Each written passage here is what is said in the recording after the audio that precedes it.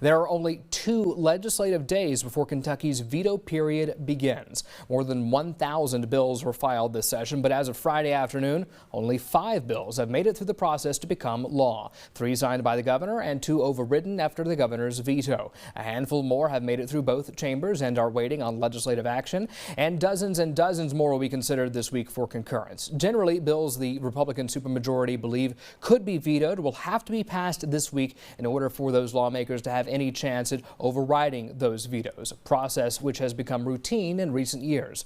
Lawmakers have 2 legislative days scheduled in mid-April for them to both override and pass any final legislation that carries some bipartisan support. So this week, we've seen a lot of bills. We've seen KSU reform, Ibogaine, Public Service Commission reform, gun manufacturers, child marriage, election reform, as we'll get to in a little bit, and we still have a budget to pass. So there's a lot still going on that's on the table. I'll start here with you, Representative Gordon. What issues do you think have defined this session so far? Well, I think we've continued on the path of economic and workforce development. We've done a lot with our professional trades, with interstate compacts, because, you know, our economy these days is not confined to the state, and so we want to be friendly to those people that work at home, and so they're able to conduct their business in their normal fashion. And I think we're seeing the fruits of our labor.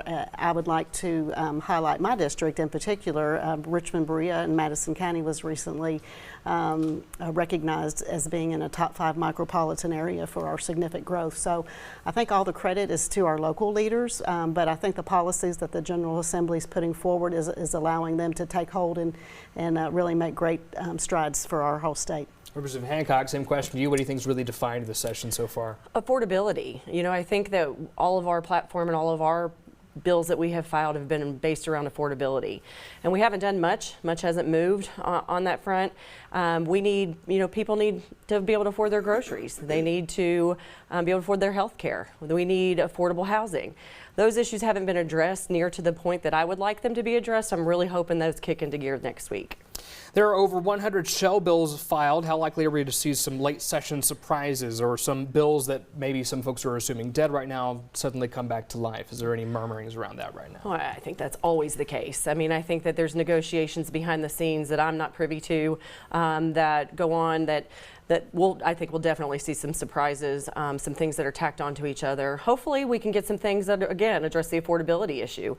We have filed a bill that is an omnibus bill regarding housing, and we'd like to see some of those things get across the finish line. Representative Gordon, what do you think? Well, and I think, you know, of course, with the budget conversations that are ongoing, we'll have a budget for recurring expenses and another budget for one-time expenses. And so I'm sure we'll be addressing a myriad of issues in those 2 bills, along with other bills that are still left on the playing field. So there are a few constitutional amendment bills that could pass after the veto period. They don't require the governor's signature. And one example there is Senator McDaniel's pardons bill, removing that ability during some administration transitions. Is there any conversations right now about any of those particular proposals, or just dealing with them maybe after this period? Yeah, our caucus has not really talked about those types of issues to a great extent, but I know those things are out there, and like you said, we can do that later, and so I think all eyes now are on getting those budget bills passed. Representative Hancock, any of those issues you'd like to see move? Well, I'm on the elections committee, so I did hear the testimony that Senator McDaniel gave, and I do think that constitutional amendment is a good idea. I mean, I think that it was during the Bevin administration that last-minute pardons came through that shouldn't have happened, and I think this is definitely a step in that direction to make sure that those political pardons do not happen. You know, directed this question here really at you. Being in the minority, sometimes it can be really difficult to get some of your caucus's priorities through, and especially at this point in the session. Are there any issues that you're worrying about popping up that your caucus may need to prepare for last minute? Well, I mean, anything that, again, that works against affordability issues that I think that could come up, because we do have a difference in opinion on what affordability looks like and how it's addressed.